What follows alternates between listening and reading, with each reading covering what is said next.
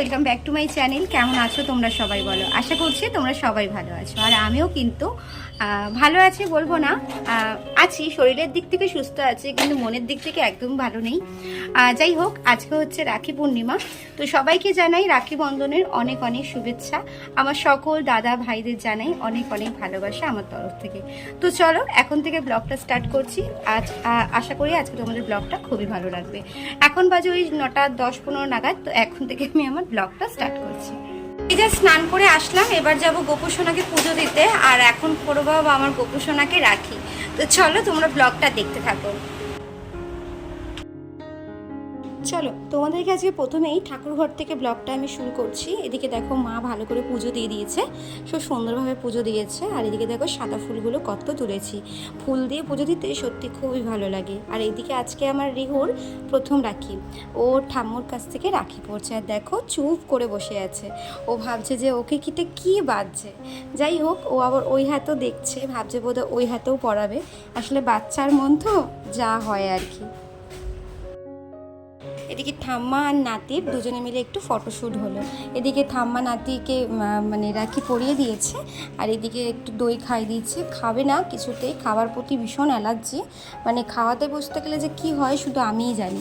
হয়তো প্রত্যেকটা মাদেরই এই প্রবলেমটা ফেস করতে হয়, হয়তো আমার একার নয়, অনেক বাচ্চার মায়ের হয়তো এই খাওয়া নিয়ে ঝামেলা। যাই হোক, লস্যি দেখে নিয়েছে মানে এখনও কিছুই খাবে না। আর এদিকে তোমাদের দাদাভাইও রাখি পড়ছে, বৌদি ভাইয়ের কাছ থেকে প্রথম রাখি পড়ে, যেহেতু নতুন একদমই। তো বললো দিদি ভাই আমি দাদাভাইকে রাখি পরাবো। আলাম ঠিক আছে, কোনো অসুবিধা নেই, তাহলে পড়া। এদিকে এখন দুপুর হয়ে গেছে, সবাই একসাথে লাঞ্চ করব।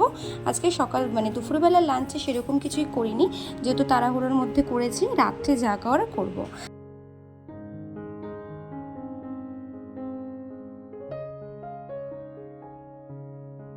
দুপুরবেলা লাঞ্চ টাঞ্চ করে সবাই রেস্ট নিয়ে নিয়েছি, আর এখন হচ্ছে বিকেলবেলা।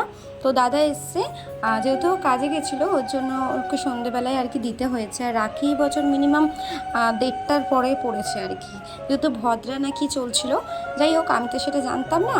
তো সবাই বললো নাকি দুপুরবেলার থেকেই, মানে রাখির যে একটা তিথি আছে সেটা দুপুর থেকেই পড়েছে।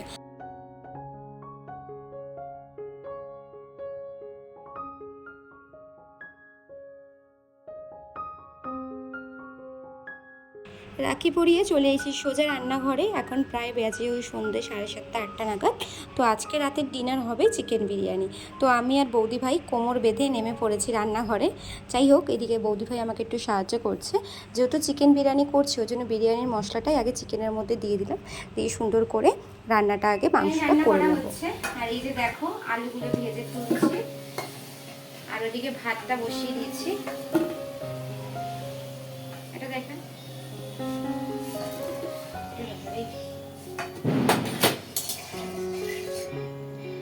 তো এখন এই ভাতটা প্রায় হয়ে এসছে।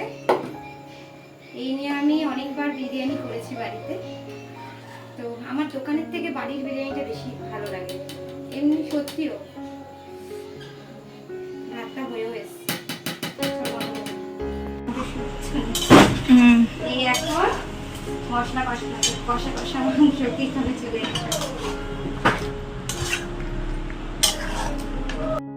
বিরিয়ানির অলমোস্ট সব কমপ্লিট। এবার শুধু মেশাবো, মানে আর কি সব কিছু হয়ে গেছে, এবার জাস্ট দমে বসাবো। তো যেহেতু একটু এগ চিকেন বিরিয়ানি ভাবলাম খাবো, তো ডিম লাস্টে সেদ্ধ করে লাস্টে ডিমগুলো দিয়ে দিয়েছিলাম। ডিমটা দেওয়ার কথা ছিল না, তারপরে বললাম চিকেন বিরিয়ানি যখন হচ্ছে তাহলে এগ চিকেন বিরিয়ানি হয়ে যাক। যাই হোক, তো এদিকে দেখো দমে বসিয়ে দিয়েছি, তো দেখি তারপরে রেজাল্টটা কী হয়। এই দেখো আমাদের কিন্তু চিকেন বিরিয়ানি রেডি হয়ে গেছে। আর এদিকে দাদা একটু আমাকে হেল্প করছে, মানে সব কিছু আর কি মিক্স করার জন্য।